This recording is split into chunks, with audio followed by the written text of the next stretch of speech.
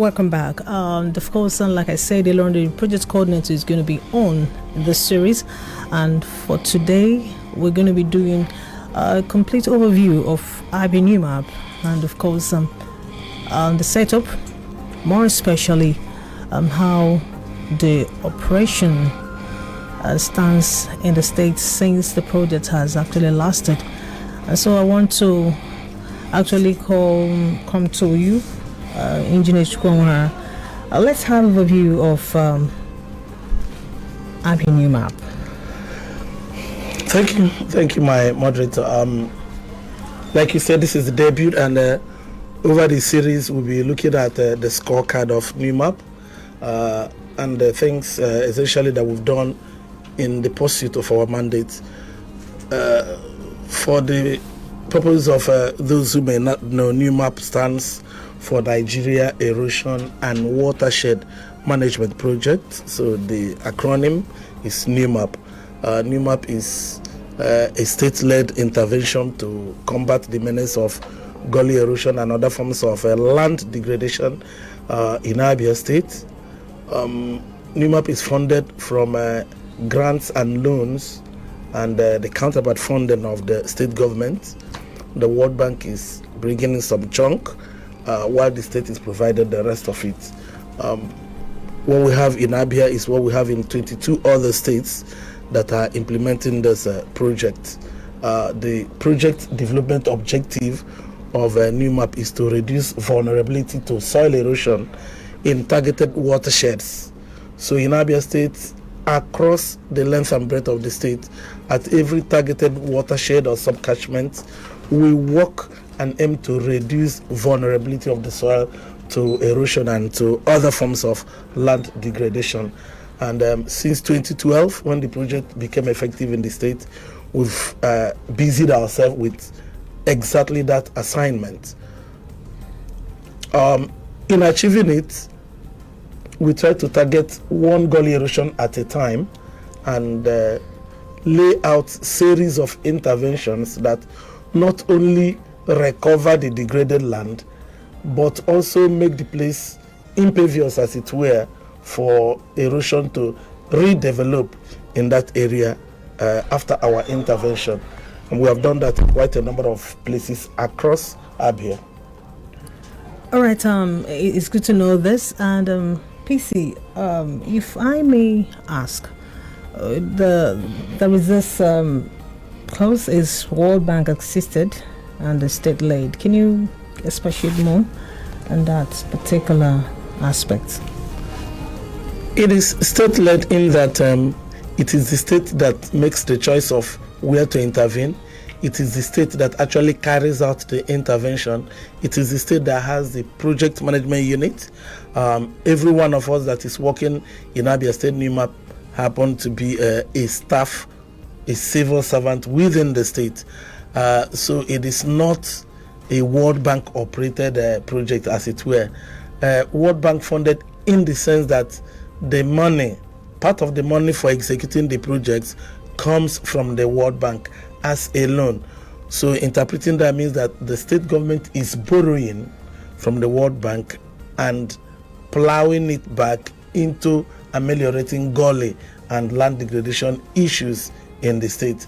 And while the state borrows, the state also has to bring up a matching grant, what is called the government counterpart contribution, which together with that the World Bank brings is combined and used for the activities of the project. All right, definitely is a loan. And is there any other parts of money got from the World Bank that is not actually loan? Yes, it's good to inform our listeners that Newmap started as one single envelope of $508 million for the whole of Nigeria, not just Abia State. $508 million. And $500 million out of it is a loan from the International Development Association, IDA, while the other 8 million are grants from the Global Environmental Facility, GEF, and the Special Climate Change Fund. So in the course of our implementation, there are particular activities that are meant to be implemented using funds from the grant. We are not expecting to repay for such. And so the GEF and SCCF funds are deployed to those activities, while the IDA fund, which is a loan, as well as the state counterpart contribution, is now deployed into major civil work construction. All right, you talked about project management units. What's the implication of that? It's good to explain a project management unit in the structure that the World Bank has laid out to make sure that they give thorough supervision to how the money that is borrowed is used. The unit within the state government which is implementing the activity could be a project implementation unit or a project management unit. They are different. Ours is a project management unit. A project management unit oversees but outsources all activities and then sits to make sure that they supervise all those that have been engaged to carry out all the jobs that have been outsourced, whether they are consultancies or whether they are national shopping or whether they are civil works, whatever they are. In a project implementation unit, the activities kind of impact directly on the lives of the recipients, and so that team is involved directly with the populace, and they are implementing an arm or the other, a component or the other within the project that they are in charge of. So you could have a project implementation unit and then you could have a project management unit. Ours is a project. I'm sure this is a little bit technical, but what happens is that money comes from both ends and they are deployed to solve the problem in the state. I think that's what the common Abian wants to know. All right. There are also people, when you talk about people listening to us, they're more of heterogeneous audience, and we have the ones who really would like to know the integrities of what we do. All right, so PC, thank you very much for that explanation. And going further, the way Newmap operates, or will I say the activities Newmap carry out, we know we have the aspect of civil works, and we have the aspect of livelihood, touching the lives of people. Can you give a little bit breakdown of the components, that brings about the presence of Abia Newmap? Yeah. When I was talking about our project development objectives, I said that it is to reduce vulnerability to erosion. Breaking that down in layman's languages, to reduce the incidence or the possibility of gully erosion occurring in any area, in any sub-zone or sub-catchment where we are intervening. And what's that sub-zone, what's that sub-catchment? If we identify a gully erosion site and it passes through all the various criteria of choosing and prioritization, and we go ahead and prepare a design which is also cleared, and then we go through the procurement process and we engage a contractor. While we are working on that physical gully site, we make sure that the area surrounding that gully site, which form the subcatchment, that we impact them with various other activities that will help to make sure that not only have we successfully controlled the gully erosion and restored the land, but that we have set up a situation that we no longer encourage gullies to begin again in that area. And in doing that, we now come to what you asked about, livelihood activities.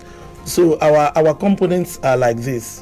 When there is a gully, we prepare a design for civil construction to remediate that gully. In some cases, it might require 100% reclamation of the land, backfilling the entire area and creating channels for runoff. Sometimes it might involve using gabion dams. Sometimes it might involve cutting the slope to a gentle slope such that there will be no further landslide, and then bioremediating while also providing channels for stormwater to flow. But when we're doing all of that, that is civil work, we also turn around to the lives of the people who live within that corridor of gully and find out the things that are needed for them to do to make sure that they do not encourage the incidents or the springing up of gully erosion within their areas. One, we try to pay a compensation to people who live within the gully who might be affected by the involuntary taking of their land for the construction. We have to involuntarily relocate such persons, and there is a matrix for identifying who is involved and what assets that the person is going to lose, and a very generous dose of how the reward system is computed, and then such people are settled. But beyond that, we send consultants within the community, and they're able to do a livelihood needs assessment. What are the likely livelihood needs of the people in this community? What can we do for them to leave them better than we met them? The World Bank has these two very strong axioms to reduce abject poverty and then to boost shared prosperity. So it's always important that wherever we engage, we try to leave people better than we met them. And so this livelihood needs assessment is an opportunity to study the people, their social system, their economic system, their political governance system, what they do for a livelihood, and what they would like to be done to boost their livelihoods. Through such a study, we are able to ask them to form themselves into groups according to the trades or skills they want to learn and get involved in. We have done a very robust work in this area in all the sites where we have intervened so far. In doing this livelihood needs assessment, we're able to now raise a community action plan. It's like a budget, a proposal for each of those groups that we want to start. In our language, we call them community interest groups. In the common parlance, they are cooperative societies. So we allow individuals in these communities to aggregate themselves, form these cooperative societies according to your affinity and according to what you want to do in business. Some it might be having a poultry, some it might be piggery, some it might be farming, maybe cassava farming. In some cases, it might be cassava processing or palm processing or petty trading, whatever it is, welding, tailoring, hairdressing, and they form these groups and they prepare their budget, their community action plan, which we vet. And after we go through the process of clearance, we are now able to give them money in a structured format to make sure that they establish these things for which they have requested, for which we have vetted, and for which we've also raised trainers for them. After the training, then they can now start such businesses, and we monitor them to see how well they do in these businesses. Quite enlightening. And of course, we'll take a short break. We'll be right back. RF is a truly remarkable environment, a natural beauty beyond compare, especially her vegetation, exquisitely designed by creation. However, this environment is most times, despite its delicate nature, often taken for granted. We devastate this environment by felling trees without replacements, erecting structures on waterways, incessant dumping of refuse in drainages, and providing substandard drains badly terminated at terrible ends. These man-made challenges on the environment pollutes and corrupts our natural habitat and makes it difficult for human and animal habitation. It is obvious that while we depend on our environment for healthy living, we however destroy her for material gains. Wait a minute.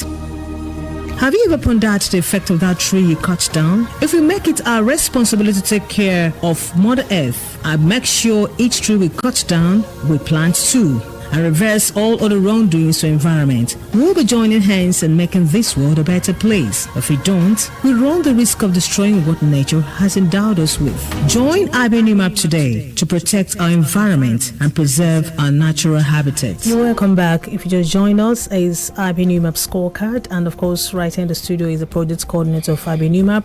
So far, we've looked at a complete overview of what Abia Newmap stands for and what the operations look like. PC, in the next few minutes, can we look at how far we've achieved all that Abia Newmap is meant to achieve across the states. A kind of summary of what we looked at. Okay, we can look at our achievements here in the state, maybe in a kind of bird's eye view summary, so that in due course we can take each of these project sites and the details of what has been done in each of the sites. But summarily, we've been able to reclaim 5 gully site erosions in Abia State.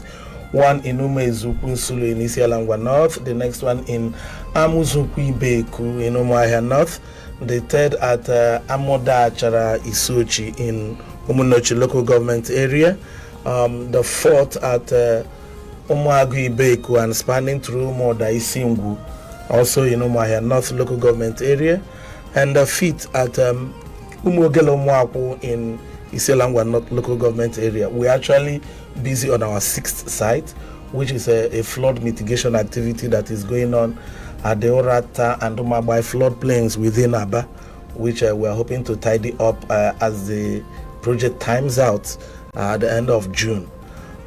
Within these areas where we've operated, we've been able to not only do land degradation reclamation, but like I started in my last statement, we've also been doing a lot to empower people and to better the livelihoods of the residents in these communities where we have operated. And I'm hoping that with time we'll be able to look at particular structures, particular benefits, maybe taking from one site at a time to relay the things that we've been able to achieve, what we have done in the civil work in each community, and what we've been able to do in terms of livelihood impact in each of those communities. Maybe in subsequent editions, we'll be taking site by site, site-specific analysis of how far we've been with these communities. All right, I think that's it for today's edition of Abia Newmap Scorecard. That's a complete overview of what Abia Newmap has actually done in the States. Next edition of the program will definitely look at the sites one after the other, just like it said a few minutes ago. And so, thanks for being part of the program. PC, out of your tight schedule, you made it this Thank morning. you for having me. I'm sorry I was slightly late. And we're hoping that in subsequent editions we'll be able to cut our talking by a little time so that we can give our audiences opportunity to call in and maybe ask questions or offer a comment here and there. Thank you for listening. That's it. Join us next time. Ori Innocent Honor signing out.